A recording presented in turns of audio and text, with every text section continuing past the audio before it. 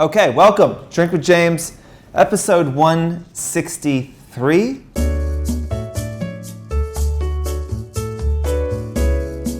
I have a question. Have you ever lived a day that felt like a week and like 3 days that felt like a month? This week has been incredibly intense. Obviously, I was like, I had Costa Rica, and then I came back. I was in the office for 4 days, and then I was in Bangladesh, and now back here. So I've kind of been like out of the office for a couple of weeks. Obviously difficult when I was in Bangladesh to kind of stay on top of email and everything. So everyone is needed to like let me know what the hell is going on and ask me 4,000 questions. Something that isn't discussed that often is, and I think I've suggested the book, A Hard Thing About Hard Things before, by Ben Horowitz. He's a venture capitalist, ran a business, ended up selling it for $1 billion or so. But he talks about, he has this chapter, if you call it a chapter, they're pretty short, a couple pages, on the struggle, and essentially talks about, is the most honest, I think, portrayal that I've seen of running a business, and does not sugarcoat it in any way, and it's just it's a complete fucking nightmare. Every single day there's something going terribly wrong. It is your fault. You feel completely unprepared and unqualified to solve any of the problems, but nobody else can do it either. I think he talks about knowing that he should be fired, but there's not even anyone there to fire him, and being frustrated by that, being I just wish someone would come put me out of my fucking misery. I generally am a pretty optimistic guy, but I do think that once people are successful, they have this tendency to look back on those struggles and kind of flatten out the peaks and valleys a little bit, or focus on the peaks more than the valleys. But it is very difficult to be successful in any field, and whatever you consider success to be. If you're out there chasing it, I am with you. I understand how difficult it is, and I am 6.5 years into this business, and I can say it hasn't, the anxiety and stress hasn't gotten any better. It just, as the business grows, the problems get bigger, the solutions need to be bigger, the stakes are obviously higher. It's just it's a strange thing. But I was talking to an employee today as well, and I was if you're a competitive person, as I am, I view life as a big competition, which is obviously very unhealthy, blah, blah, blah, blah, blah. I don't care. That is my worldview. And I think what is so hard about trying to do something special and different and see the world, and have the world see that, and to give you money for it, and validate that, is that there aren't many competitions in life where you're competing against the entire fucking world, and where everyone in the race is probably some people are starting 10 miles ahead of you and are much better suited to the race you're running.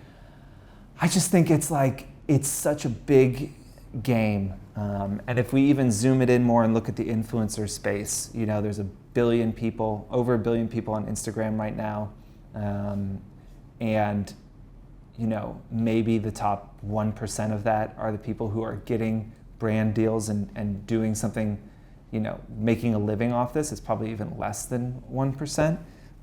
So the immensity of who you're competing against and the odds against it actually working are staggering. And I think that if you've been at this for years and you've got 1,000 followers or 10,000 followers, I hope, one, that you don't stop pushing, but also understand, I just think how hard this stuff is, and now that it's become more valuable, now that you can make real money on it, the competition is only, it only increases, and the stakes are only higher, and it will only get harder and harder and harder, and that's what you have to look forward to in life is,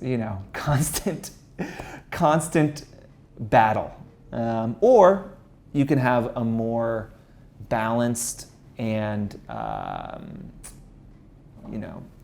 you can have a more balanced and healthy worldview and not feel the need to dominate everyone and everything in the world to achieve any sense of happiness, which if you can do that, hats off. I'm optimistic that things will work out for me. But I don't delude myself into thinking that it's going to be easy, or that it'll always be that much fun. I mean, I love my job. I can't wait to come to work. But it's not like I'm just working on fun projects all day. So I am a realist and an optimist, which I think often sounds like a pessimist. What else? We're doing a For You tonight, and I think we're going to try and record it. So there's going to be a podcast. So we're changing things up. Usually I just stand up there and run my mouth for an hour and a half or something, but we're bringing 3 influencers in, and we are going to have them answer some of the most popular Drink with James questions of all time. So we're going to get someone else's take on those questions. So it should be really interesting. I'm looking forward to it. Since this is a competition, maybe we can vote on who's smarter, me or the influencers who are on the panel. I'm not actually asking you to vote on that. You can personally email me if you'd like and tell me. But we'll have that podcast up, so I guess it's up now. I'm talking to you from the past, so in the future, that podcast is there where you find podcasts. Go listen to it. It's on the Drink with James channel.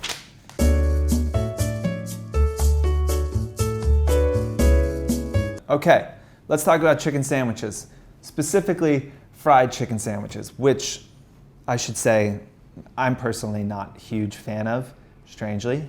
I was raised in the South, but I was born in Queens, so I don't know if it's just something in my blood, but I eat a chicken sandwich, I eat fried chicken, I feel nothing except disgusting.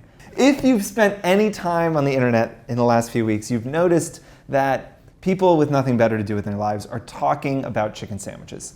And Popeyes released a chicken sandwich, and I think somehow it's now become a political issue because it's Chick-fil-A versus Popeyes. Obviously, Chick-fil-A is historically backwards in their views on gay rights and human rights. And so while delicious, Chick-fil-A is canceled. And I think did Trump come out in support of Chick-fil-A? It's just what, how is this what I'm talking about? What a strange world we live in. Anyway, Popeyes releases this chicken sandwich. They can't keep them stocked. People are going crazy. Everyone's talking about it. The fast food joints are kind of going at each other's throats. But we tried today, am I right, to get one of these sandwiches. You can't get it. We're a month after they've released this sandwich. You still can't walk into a Popeyes. First of all, I wouldn't even know what the fuck a Popeyes is. But if I had somehow stumbled into one, I couldn't get a chicken sandwich. And I think my interest in this and why we're digging into it is just looking at, I think, one, the power the internet has, right? So obviously this has kind of taken off, especially on Twitter, and has become a thing and has sustained this buzz a month in to where you still can't get a sandwich, chicken sandwich. And you also can't really go on Twitter without seeing something about these chicken sandwiches every day. There's something happening.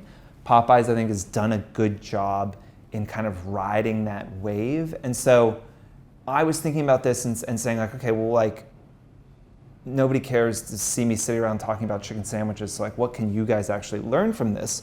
And I wanted to kind of highlight something on a much smaller scale that has gone viral in the influencer space recently, which is our good friend Grace Atwood has, promoted this Amazon dress. I thought it was a nightgown because she always calls it the Amazon nightgown. It just looks like a nightgown. She's sold thousands of these things, and we actually had her in the office last night for something totally unrelated and recorded a little interview about it, which we're going to cut to, which also, like, not only do I have paper, but I'm cutting to interviews now. So let's cut to that. So for anyone that has followed Grace, who luckily was randomly coming to the office anyway today, so we commandeered you for a very short interview. Anyone who's followed you knows that you were talking a lot about this Amazon nightgown, and I think it is a kind of smaller version of what's going on with the chicken sandwiches, which is like strange that I think when I sat down to do Drink with James this week, I didn't think I'd be talking about nightgowns and chicken sandwiches, but you could eat a chicken sandwich in the nightgown because it's so unflattering. Right, you could eat hundreds of chicken hundreds sandwiches. of them. But I wanted to kind of talk to you about first, like, how did that, I guess for the people who don't follow Grace and haven't seen her talking What are you doing? Follow me. Yeah, first of all, haven't seen you talking about nightgowns. Tell us a little bit about like what is happening right now in your life and with these nightgowns. So I've gotten over 5,000 new Instagram followers in the past week. I've mentioned my account doesn't really grow a lot. Like, I've got this very loyal following, and sometimes it grows a little, but like I've said before, I don't really care if I grow my Instagram. I just like my people. So it's been in Vogue, it was in Glamour, it was in what Today else? Show? It was on the Today Show. The Today Show put me on their Instagram. It was in the New York Post. I was in the print copy on the second page wearing this nightgown. I just had a call today with Inside Edition. We're going to go on and talk about it there. So like, it's crazy. What is happening? So you posted about this $30 Amazon nightgown that you are wearing in the world. Yeah, so I saw it on my friend Hitha Palapoo's newsletter, which she has this amazing newsletter called 5 Smart Reads. And I just bought it because I was like, this looks cute. It looked like something I saw at a vintage show at a current affair in Industry City. And it was like this $600 beautiful Indian nightgown thing. And my friend Natalie and I really wanted them. And I remember seeing this and being like, that looks like that thing I saw. So I bought 2 of them. This was back in March. And I wore it like a few times. I don't think I ever shot it for my blog. I wore it on vacation. Some girlfriends and I were in Mexico. And I was like, this is a great cover up, like no big deal. And then I wore it a few more times on my Instagram story. And I started to get a lot of questions, like, where's that from? And I was like, it's in my Amazon shop. You can buy it here, and like giving a link. And then girls started to tag me and DM me them wearing the nightgown. And that's where it really caught on. And I think it wasn't really anything to do with me that this took off. It was once I started sharing my audience wearing the nightgown. Everyone started sharing the nightgown with me.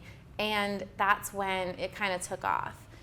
And I had the idea to pitch it. I was going to pitch the cut, and they didn't write me back. But then my friend my friend Anna at Glamour reached out to me and was like, I want to interview you about this. And so I did. And then suddenly I was like, this is great. I'm in Glamour. Yeah. And then suddenly the Daily Mail picked it up. And once the Daily Mail picked it up, New York Post reached out. Yeah. Then Glamour and Hello Giggles and all these sites, Allure, picked it up from them. So how many nightgowns have you sold, if you can share? It's now about 1,500. Okay, 1,500 nightgowns. Yeah. You think that I would, like, the way that this, like, famousness, I'm not famous, but the fame that has come with this, you would think I designed this thing. Right.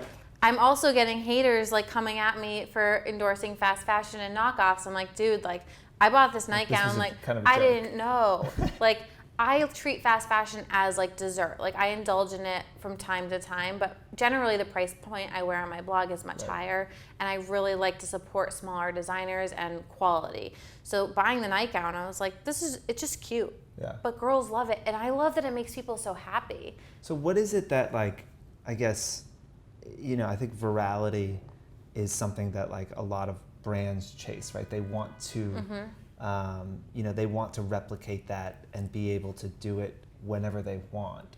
What do you think it is about this how many years have you been doing this? Almost 10. 10 years, right? And you've had steady growth and you're consistent and you've been like on the show and we talked here. about just like how, this is a grind. It's like any job, it's a grind. This is the first thing that's just kind of like... I've never been page 2 of the New York Post. Kind of blown up. So like, can you, like, I'm sure you've thought about it. Like, do you have any reason or any insight why you think this is kind of taken off? It's definitely the user-generated content. I think a big lesson that I learned and that I think other influencers can take away from this is featuring your readers wearing something. If people start tagging you in this, I know that you did on one of your Drink with James segments, you were like, don't do all these blind regrams. But what I would do is once a day, I would go through all of my DMs and I would share girls wearing the nightgown. So well, I think you're in an interesting position, right? And I'd like to hear your thoughts on how you're thinking about it. Of just like in this moment, right? Like you can't probably talk about this much in 2 weeks. Yeah. But it's having this moment and you probably want to ride it as long as you can without being super annoying. How are you balancing that? Oh, I've stopped talking about it. Yeah. But everyone else is talking about it. I mean, I put it on Twitter when I got mentioned a few times, but mostly, I'm starting to think about what's next. But I think that the other reason this thing was so popular was it's $30. So it's not something that people have to think a lot about buying. And it comes in so many colors. At one point, it had 17 colorways. And it's anyone can wear it. Like it comes in an extra small through an XXL. If you have larger boobs, it's not going to work as well, but I think it just like looks cute on anyone. So it's not like you have to have this certain body type. It's not like it's a bandage dress or something. Like it looks cute on everyone, and it's just fun. Will you be? I think last quick question. Will you be? Like, do you have anything that you will take from this experience, and will you be trying to, if not replicate exactly the amount of press and everything you're getting? Press, no. Have more I think things like this happen. I think that anytime you try and make something viral, it's gonna fail. Yeah.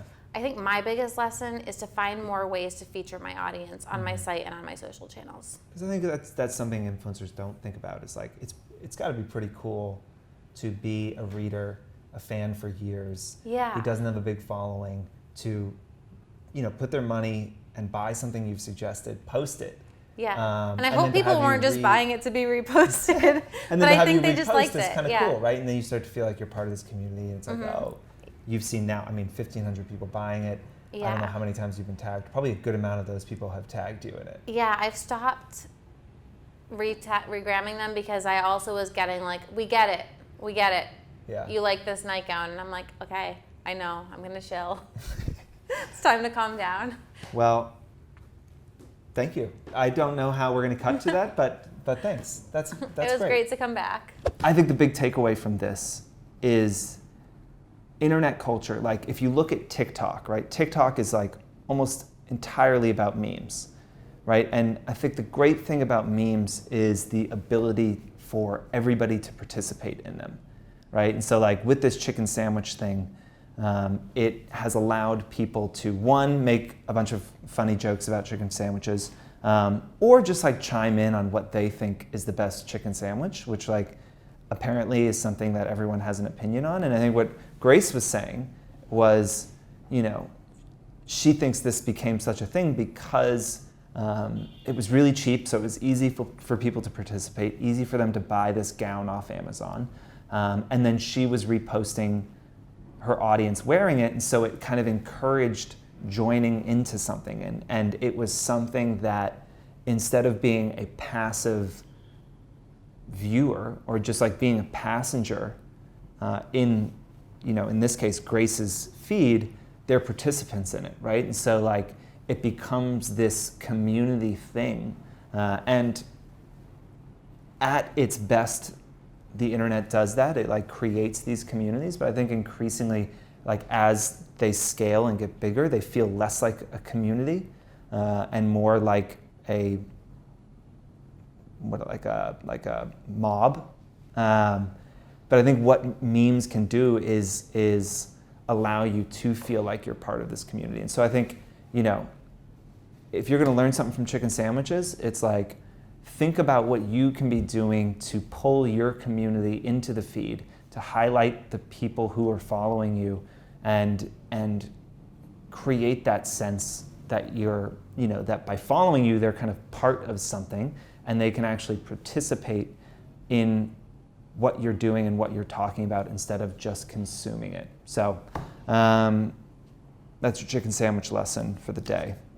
If we ever can get our hands on this fucking sandwich, we will do that. And maybe I'll have Tim, drink a bunch of whiskey, and he can give you reviews as a fried chicken lover and as a deeply Southern man. He's probably more, he's probably better suited to do that review than I am. As a former Chick-fil-A employee. Former Chick-fil-A employee as well.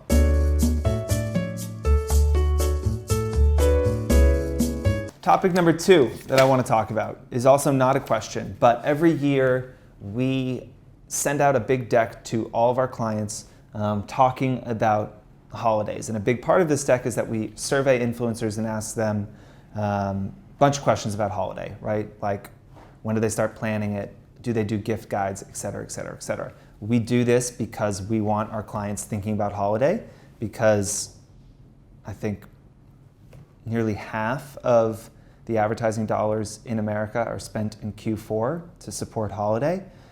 If you don't know the kind of the way retail works during holiday, it is that, like, as far as sales go, each day is what they usually make in a week. Each week is usually what they make in a month. So every single day from around Thanksgiving through the 23rd of December is as important as a week, and the advertising budgets reflect that. So we send this deck out because we want our clients to spend their money with us, because that, we believe, is the best place for them to put their money. So to all my brands out there, if you haven't talked to our salespeople yet, you should. They're lovely and very intelligent, and they're waiting. So email us at sales@4.co or just james@4.co. So what do we learn from this? Couple interesting stats. One, and I'm sorry, I can't, like these glasses I have, I can't see up close. 73% of influencers limit the amount of sponsored posts during holidays to avoid saturation, and 46% charge a premium on holiday sponsored posts. So let's tie this back to chicken sandwiches real quick, right? I think one of the reasons the Popeyes thing has sustained and still been a thing is that it's hard to get, right? And scarcity creates interest. If we think about the influencer space and what could ruin it, right? Any market is built on supply and demand. So we could have a demand side failure, right? Like, brands could just say they're no longer that interested in influencers sponsored posts. There's a number of things that could cause that. Price is too high, it's not as effective as it used to be, some new shiny thing comes out that they're more interested in. So like, all of those things are threats, things that we are thinking about all the time at 4. Other thing that could ruin it is supply side, right? So a lot of times when there is a new market where you can make money, in the beginning there's not a lot of supply. Cut to the influencer space 5 years ago, there weren't that many influencers out there. There also wasn't a huge amount of demand, but there wasn't a lot of supply. As demand grew, people said, oh shit, there's a lot of money to be made here. So like, I am going to jump in and start doing this. Supply grows. Now, in the influencer space, those two things have been growing, simultaneously, and I would say demand is growing faster than supply is. There is still just, luckily, brands are continuing to increase their budgets and continuing to invest more in influencer marketing. But what is unique about this space is, and scares me, is that there is no scarcity baked into it, right? Like, with an influencer, you can create, and I don't know if this is too kind of technical, but you can create impressions out of nowhere. Okay, let's talk about Vogue, right? Like, Vogue is selling advertising based on the amount of people that read it. They can't, and those readers are counted as impressions. Now, they can't just out of thin air create more impressions, but influencers can, right? Like, you can always post again. If you say, okay, I usually post 20 times a month, and you've posted your 20 times a month, and somebody comes along and says, I'll give you $5,000 to post again, you're gonna post again. And you're gonna do that again and again and again. So the supply is essentially limitless for influencers. And it hasn't happened yet, but a big concern of mine is if we don't bake scarcity into the space, then eventually prices just plummet, just fall, right? Because there's too much supply for the amount of demand there is. And where this is interesting with holiday is that, it says 73% of influencers are limiting the amount of sponsored posts they're doing. So they are, in this time of year, creating some scarcity, which is, I think, super smart. And I think if you're not thinking about that as an influencer, if you're not thinking about how many sponsored posts you're willing to do during the holidays, you're probably doing yourself a disservice. And so it's not too early to kind of map out, take a look at the calendar, look how many days are on there that you're willing to do holiday posts. Think about the categories: beauty, skincare, fashion, CPG. Like, take all the categories of where your advertisers generally come from and think about how many posts inside those categories you are willing to do, and try and stick to that. And what's great about it is that if you set that and you say, this is what I'm going to do, you can create that scarcity. You can say, well, look, I'm only selling, let's say I'm going to sell 20 sponsored posts in the 2 months leading up to the holiday. I'm at 18. Now all of a sudden those last 2 might become a lot more expensive because I'm like saying, hey, legitimately, like, I set aside X amount that I'm going to do for this holiday season. I'm almost there. So, I have to increase my price X amount. I have to double it. Scarcity, creating scarcity allows that asset to become more valuable, right? Ferraris are more expensive than Hondas, yes, because they cost a lot more to make, but also because there's a lot less of them. And it's the scarcity of them that makes them valuable. So it's a good thing for you to be thinking about, certainly during the holidays, but also just in general. We talk about how at 4 we are tracking the percentage of your feed that's sponsored, and it's a metric that brands are increasingly interested in making sure we're working with people who have a low percentage of sponsored content in their feeds. So think about scarcity this year in the holidays. It is never too early to start planning out your holiday content calendar because brands will start reaching out, I'd say, in the next month to book those campaigns.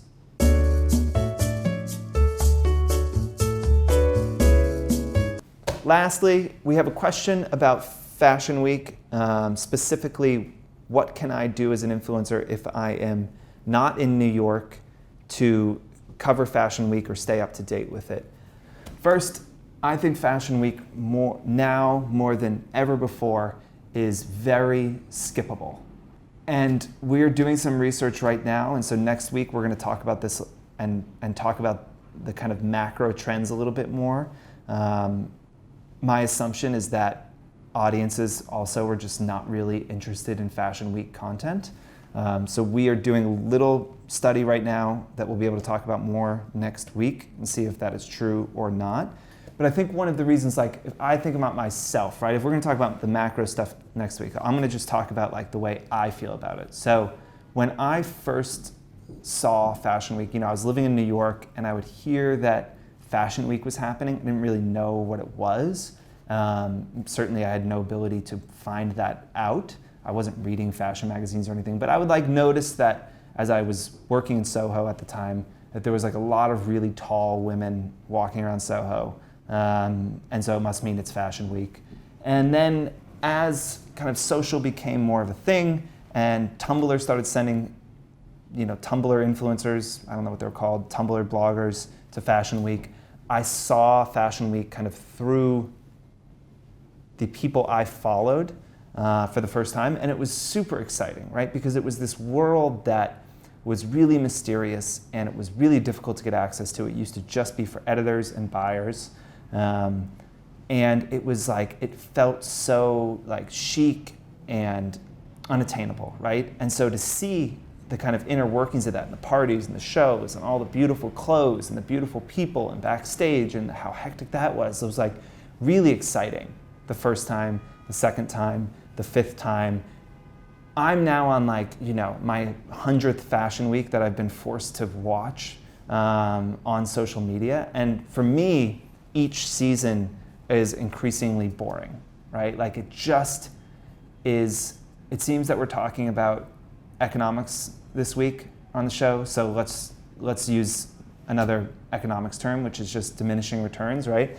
The way my economics teacher first told me about diminishing returns is that like, if you open up a like bag of cookies and you eat that first cookie, that like each subsequent cookie is going to be like less appealing or something. Like it'll give you less joy each time. So there are diminishing returns each time you kind of engage with something. So for me, I'm so bored with Fashion Week content. I've seen it all before that like I just don't give a shit. And I think that most audiences are the same way. I think most audiences don't really care, and it's become so unrelatable and uninteresting, and it takes over Instagram for a month, and you just have to see a month of people going to shows and pretending to be like fashion critics, which is totally fine if that's your passion and you're super into it. I just don't think for most people their audience really cares about it, and certainly doesn't care about it for a month. And so I think like as an influencer, again, we've been talking about this idea of like educating, inspiring, or entertaining. And one of the things that's great about social is being able to see things you haven't seen before. But again, Fashion Week, you've just seen it so many times. Like this is the reason, remember when I was like on a tear last year about Positano, how bored I was with seeing photos from the Amalfi Coast? It's because I've seen it so many fucking times that it's like, how many more photos from the same restaurant, from the same boat, with someone sitting up there with the fucking peace sign up in front of, the Amalfi Coast? Like how many times do I have to see that photo before the good Lord will finally let it stop and spare me? And I think there's a huge amount of power in not doing it, in not going, in not covering Fashion Week, and kind of being in juxtaposing your feed to kind of what everybody else is talking about. If you haven't seen the episode with Julia and Thomas from Gal Meets Glam, we talk about this, and she talks about how she felt a lot of pressure earlier in her career to go to Fashion Week and cover it, but never really enjoyed it, and now she skips it because she feels like for her audience, they don't care. Like they just don't, Fashion Week isn't interesting to them. They're not wearing those clothes. So, why would she spend a month covering, high fashion couture just because she's invited? And like, just because you're invited does not mean you have to go. If you really enjoy it and that's like, the content you want to make, go fucking crazy and do it. But if you're feeling pressure, if you're feeling like, oh, I don't feel like a legitimate influencer because I am not at Fashion Week, I think that is now more than ever just not the way to look at things, and just totally not true. And I would encourage all of you who are interested in skipping Fashion Week to do so. Take a trip, go somewhere else, show your followers something else. And if you have the ability to do that, if you have a big following and you can travel and do whatever the hell you want, I would maybe use that to my advantage and like specifically go on a trip during Fashion Week and talk about the fact that like you're skipping it and like, you're not going to be showing people a bunch of terrible Insta story videos of another finale walking down the runway, because it is boring. And to my friends out there who are going to go to Fashion Week, who are passionate about covering that, I encourage you to step back before it starts and actually think about, how am I going to cover this in a way that is interesting? Maybe reach out to your audience, ask them what they want to see, because I think that you're asking a lot of your audience if you're going to do New York, London, Milan, and Paris, and you're going to do 3 to 5 shows a day. You're asking a lot of your audience to go on that ride with you, and I think it's worth checking in and thinking about how you want to cover that in a way that inspires, educates, or entertains. I think I have to do it for you now in 20 minutes. So that is all. I'm sorry I got so worked up about chicken sandwiches and quesadillas, but it's been a long day, so cheers.